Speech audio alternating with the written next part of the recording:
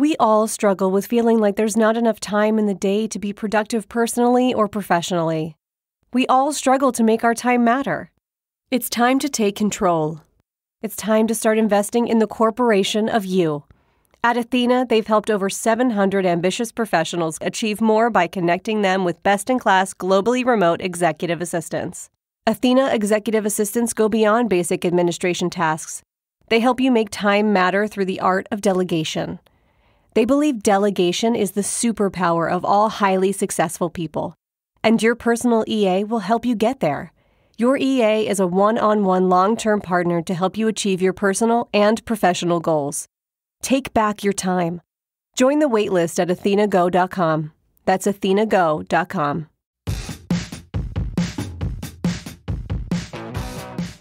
Hey folks, it's Matt Zachary, and welcome to VAX On, a weekly segment of my podcast Adaptations right here on the OffScrip Media Network.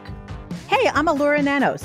I'm a lawyer, a journalist, a mom of a teenage narcoleptic, and a professional big mouth. Lou and I go back 30 years as best friends, and we're here to have fun and bring you a layperson's guide to what the hell just happened this week in healthcare as America gets its vax on and shows COVID the door. Matt gets me. He knows I'm tired, annoyed, and sometimes pushed to the brink by the intense chaos of our lives right now. We're here together to learn, complain, and include you in the conversation. So join us on Twitter at VaxOnPod and share your stories and grievances using the hashtag VaxOn. Conspiracy theorists and haters shall be neutralized on site. All right, Matt, let's get at it. All right, so we're not going to let's get at it with Allura. We're going to let's get at it with Andrew because she had the balls to go on vacation. Can you believe it? So Folger's challenge, we've secretly replaced Allura with Andrew MacDowell. Let's see if anyone notices. What a strange restaurant this is. So we are nanosless? Nanosless. Alluraless? I don't know. We're allureless, we're Andrewful. Andrewful. And we're also very well Zacharied. Perhaps too Zachary for anyone's taste. Anyway, welcome back to this week's episode of VAX On. We got a whole lot of crap to talk about and bitch about and sort of react to. But again, in the role of Allura, we are welcoming our ginger-haired friend whose hair you hopefully might hear one day on the show. Can you hear it? Can you hear the hair? Hear the hair. All right, so let's start out. How was your week, my friend? How was my week? Well, look, man, I have to say that the Delta variant is currently being assigned major responsibility for drops in the stock market, right? And in consumer confidence levels. It's beginning to creep back into my consciousness, and I'm beginning to grow concerned. I don't know about you, about the prospect of another lockdown coming in the next several months. So I don't know how you feel about that. I'd like you to talk me down from that ledge if you feel like doing so. I don't love the poorly educated. I do not love the poorly educated. It's yet another opinion I do not share with our 45th president. Well, I had an experience this past weekend. New York City has a ferry system. It's like the subway system. It's only $2 to get on. Yeah. And it takes you from piers to piers. It's fantastic on a nice day. You're on a boat in New York Harbor. It's fantastic. And yet, because it's part of the MTA, you have to wear a mask on the ferry, which I understand. But there's an upstairs that's outdoors with no roof on a boat on the ocean in the middle of nowhere. And they make you wear a mask on the roof of the boat. It is public transit. I couldn't understand that. But to be honest with you, like, no one was wearing a fucking mask on the top of the boat. No. Yeah. And not like they have, like, Paul Blart, the mall cop, going through the ferry and kind of hitting people with a cane saying, put your mask on. There was no compliance there. But to the New Yorker credit, everyone inside was wearing a mask and everyone outside was like, fuck this. Yes. It was a gorgeous day. Yeah. I'm with them. I don't think I would have been wearing my mask either. Yeah. But that's my COVID update personally, is that MTA, I want to say go suck it, but I kind of understand that you have to be all or nothing. Yeah. I am very tired of trying to empathize with the people who are not choosing to get vaccinated.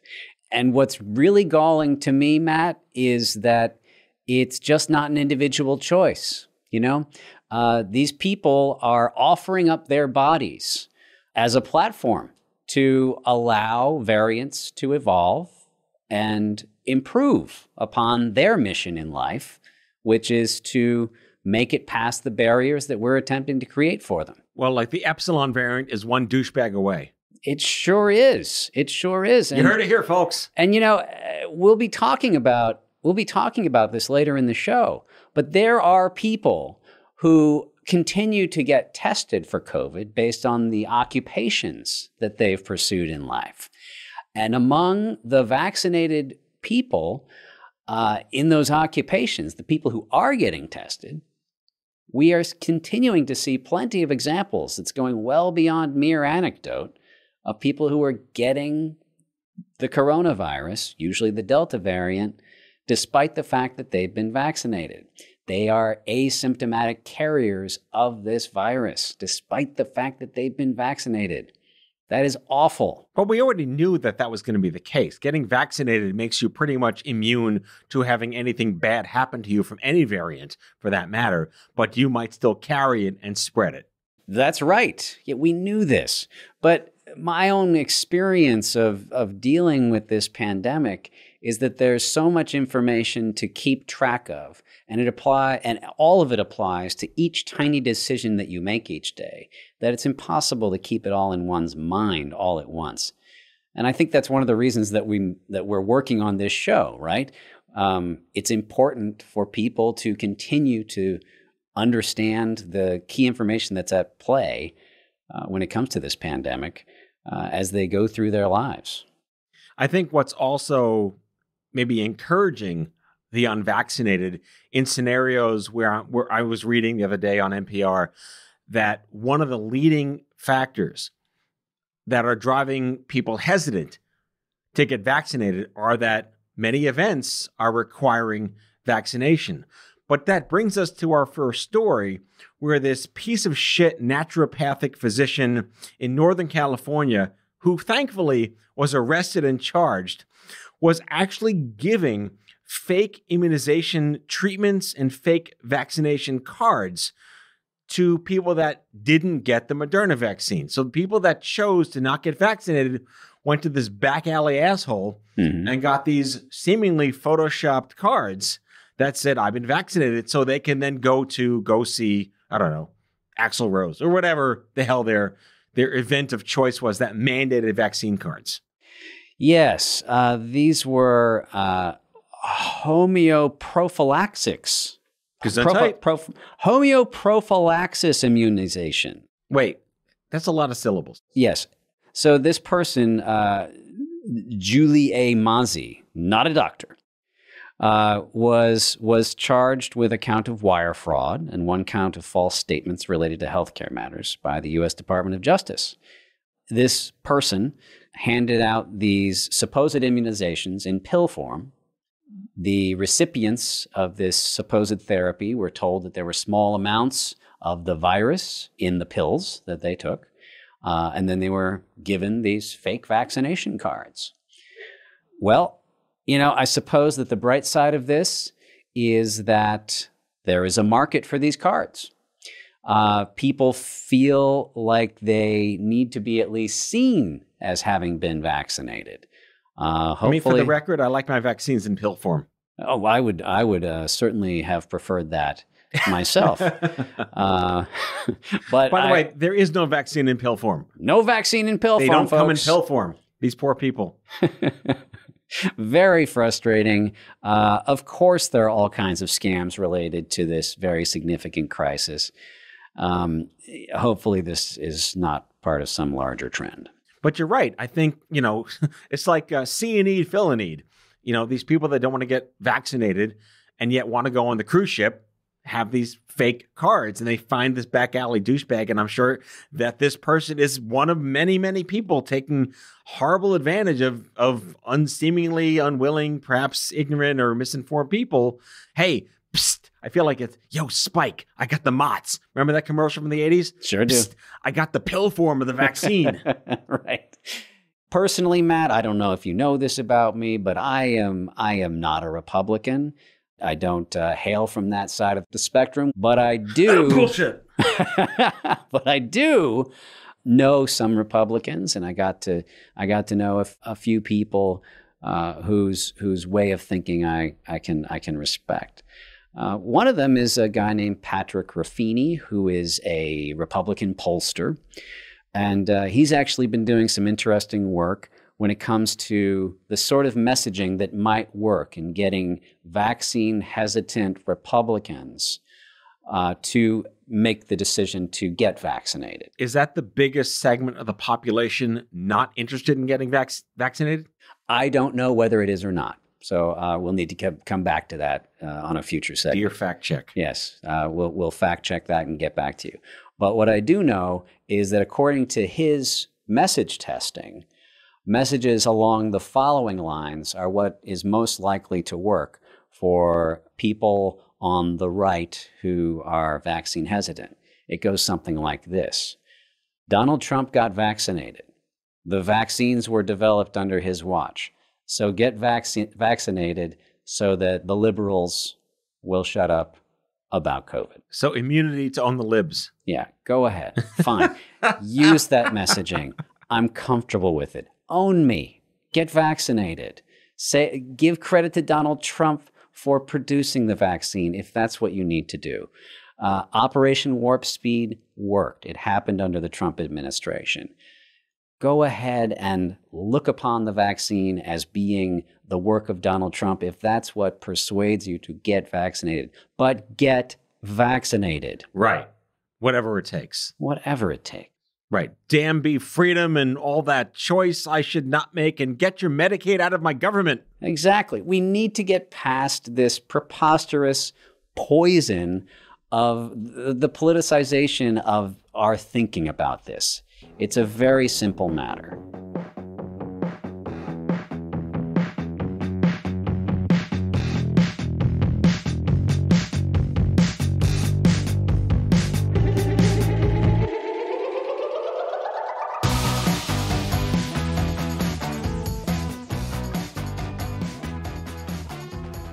So, to our second segment. Yeah, in the geopolitical contest that is our neighbor to the north. Canada has just surpassed the U.S. in terms of its vaccination As of this recording, yes. Over 49% of Canadians are now fully vaccinated, and 70% had received at least one dose as of Saturday. The U.S. now trails Canada by about 1 percentage point among the fully vaccinated, and only 55% have received at least one dose in the United States. So, you know, when you take a step back from these numbers, what really stands out is that Canada and virtually every other country in the world were at a big disadvantage in terms of vaccine availability. At the onset, yes. Yes. What Canada did at the outset was they actually spread out their contracts across 7 different possible pharmaceutical developers in order to play it safe and not bet on just one big win. And so as a result, their ability to vaccinate their population was hampered. I feel like we've been talking about how X percentage of Americans have received their first dose for 6 months. Have people just decided not to get a second dose? I don't think we have that covered here in the... What are your thoughts on that? It's rather stunning to me. You know what? There was actually a moment since I am just speaking personally. I myself had I had COVID, asymptomatic COVID, back in February. And after I got my first dose, I started reading about the fact that the New England Journal of Medicine declared that it might not be necessary to get a second dose. Right. So for people who had it. Yep. One dose might have been enough. Yeah. So that's the sort of inflection that I myself was subjected to. And it's possible that others, for very different reasons, might have made the same decision. I suppose that deciding to talk about how many people have received the first dose of vaccine might give some people the impression that that's enough in some way. Well, we've also been talking about the great unknown. Yes. Which is of all the people who are refusing to get vaccinated that may have had it already, that may still have antibodies. That's again, the great unknown. Mm-hmm. Will we reach the level of, I feel like the hysterical blindness version of herd immunity, where we just don't know what's happening, but we're there. And yet, we're still going to have people going to the hospital, and we're still going to have the 99.9% of people going to the hospital being unvaccinated. But if mortality is down from where it was a year and a half ago, we're getting more and more people that are just going through shit to get antibodies. Yes, that's right. It seems like the direction that we're heading in is one in which Canada and other countries, which got a slow start based on the availability of the vaccine, they've lapped us, will lap us. They will pull ahead of us, and it will be an information quality-based victory for them in terms of their vaccination levels. That's depressing. I love and hate this country. Yes, I do too. It's a love and hate relationship. But go Canada. Go Canada. Good for them. And I pray that we find a way to catch up. I mean, as we see people who have been part of the problem start to become part of the solution. Sean Hannity recently told all of his audience to take this seriously and to get vaccinated. I hope there's more and more of that because it's really only going to be the people who contributed to this problem who can help solve it, regrettably. I think I'm just going to ask this question and we know there's no answer to it. Who benefits in society by continuing to promulgate the myth that vaccines are bad? The people who are promulgating it and the people who are serving up this garbage information to people simply because it produces a devoted audience for them. That's what it's all about.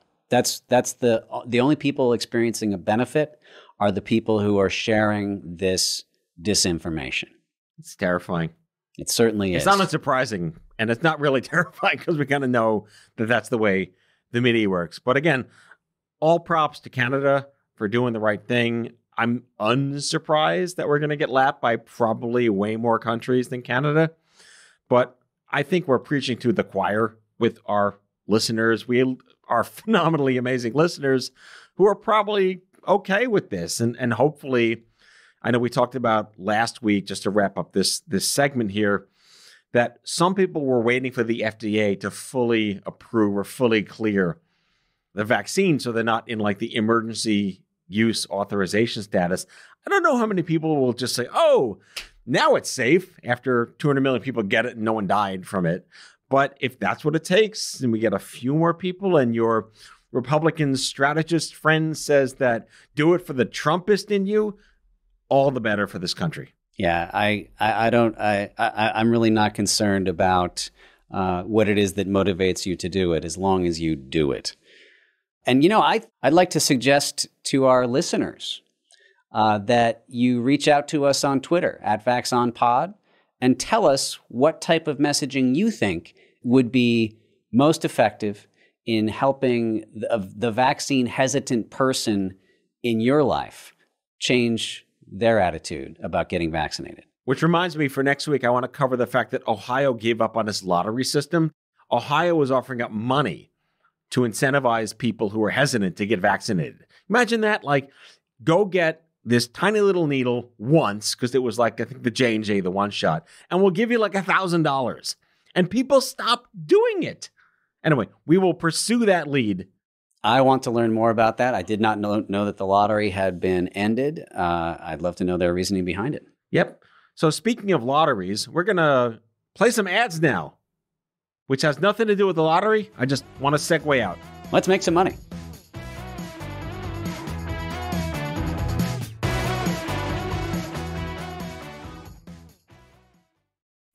Has your chronic illness made it difficult to continue working in the traditional way? Want to learn how to find and create flexible remote work that both accommodates your chronic illness and generates an income?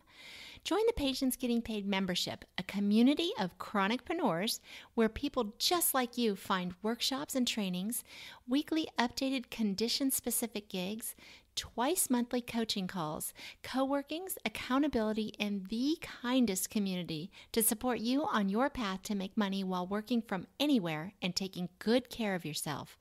Learn more or join us at patientsgettingpaid.com. All right, we're back for what I consider to be the worst use of my machinations on a topic, which is sportsing. We're back to the Olympics. I'm aware it's a thing. I know there's 5 rings. I know Japan's kind of messing it up a little bit. And we talked about this last week, but Elura takes the lead because she's a sportsing-ish kind of person with her kayaks and her flutes and whatever. No, flutes aren't sports. But you are a sports-ish kind of guy. And just what the hell's happening with the Olympics? We're getting so much closer to like the VE day of Olympics. VAX On, the Flutes Aren't Sports edition. Yes. Yay, me.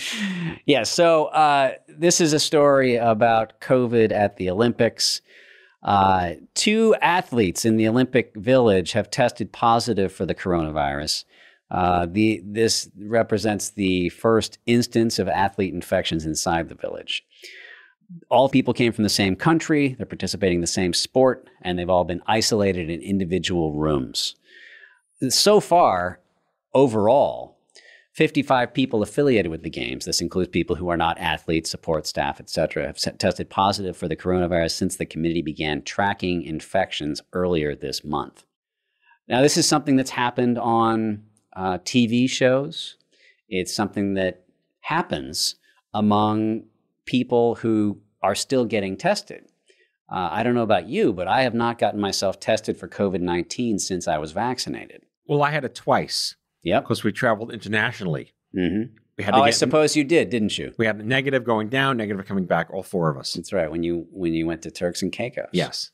Yeah, so I myself, I wonder whether or not I might test positive again at some point. I've already had it. We talked last week about the idea that why the hell didn't they mandate that all athletes and anyone involved in the Olympics mandatory vaccinations? I don't know why they didn't do that. And is that not, it was not mandated for the Olympics? It was not. We discussed this last week. It was not mandated. I see. COVID testing is mandatory, but getting vaccinated to be in the Olympics as an athlete, as a coach, as a supporter, as a whatever other people are there, they didn't mandate it. And I don't know why, and it angers me.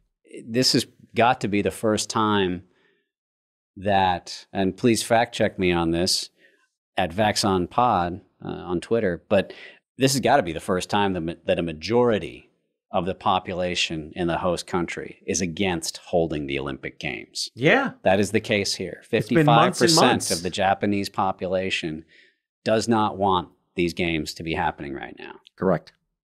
It's stunning. And, you know, sports is not something that I know you love a great deal, and neither do I. I'm aware of it. I watched Space Jam. It serves as a crucible. The new one. Did you see the first one, by the way? Okay, this is an important segue. I forced my kids to watch the first one, but by forced, I mean I just turned it on and they watched it, and yes, it was great. Rewatching it after all these years. I'm not here to talk about it being great. I don't think it was great. I just wish Bill Murray was in the second one. Spoiler alert. Yes, that would have helped. That would have helped. Not Newman, just Bill Murray. But what I want to home in on is that we're veering on purpose, by the way. This is sports. Sportsing. We're sportsing. Okay. We're sportsing. Okay. The first Space Jam features a scene in which there is a basketball stadium being covered with a massive tarp. And outside of that basketball stadium, David Stern, the NBA commissioner, is telling the media there will be no more basketball until we can guarantee the safety of our athletes. You just blew my prophetic pop culture mind. Insane. And that must have been noticed by somebody on Twitter back in March of 2020 when the NBA did just that. Right. But it was a stunning, very weird bit of cultural vertigo that I experienced when I saw that. Well, I'm here to promote Space Jam 2. Not a sponsor. Just really enjoyed it. I'd like them to be. And I knew who LeBron James was only because I was in Cleveland once, and he's on every billboard before he went to these 7 other basketball teams that I only know about now because I watched Space Jam. But I got to tell you, that guy can act. It's bizarre. He can act. He, if he was competing against Michael Jordan for acting chops and facial hair, for that matter, right? He definitely does come out ahead, no doubt about it. But I mean, again, I kind of learned a lot about his career because they keep it was like all throwing shade at him for all the teams. He went here, went back there, went there. It was just endless ripping on him. This whole meta level, that it was such a great thing. And it was also like this insane commercial for everything Warner Brothers. They threw, it was like Ready Player One was everything Spielberg. Yes. This was a total Warner Brothers commercial for itself, but it was good popcorn. It was a great story. And again, to your point, there was no coronavirus narrative in protecting the athletes, but you just nailed a good old-fashioned 1995 relevancy. Stunning. I'll hunt down that clip and I'll share it with our Twitter feed. Fun fact for the listeners: the original Space Jam website is still up from 1995. They've never changed it. I think it's just spacejam.com or whatever. It's still there. It looks like, with the blinking GIFs and everything from the 90s. Wow. Anyway, end of Space Jam promotion. End of Space Jam promotion and temporary end of sportsing. And are we also at the end of this episode? I believe we're at the end of the episode. I've enjoyed this episode. I miss Allura greatly, but it's been quite Andrewful. What an Andrewful world. I see trees of green. Yes. Or in your case, trees of red for your hair. Yes, it's true. It's true. Red roses. You're making me feel so welcome. That's my job. All right, folks. I hope you enjoyed this allureless, nanoless, Andrewful episode of VAX On, and we'll see you back next week. Have a good one. That's all for today, folks. If you like today's show, the conversation continues on Twitter at VaxOnPod. That's VAXON pod. Be sure to subscribe, leave a review, and tell all your friends to listen. VAX On is a product of OffScrip Media. Our executive producers are Matthew Zachary and Allura Nanos. Our senior producers are Brianna Seeley and Andrew MacDowell. It is mixed and edited by Brianna Seeley. Our theme music is by Chair Model. For advertising and media inquiries, email media@offscrip.com. Hit us up at contact@offscrip.com to share comments, feedback, and make recommendations. For more information, visit offscrip.com.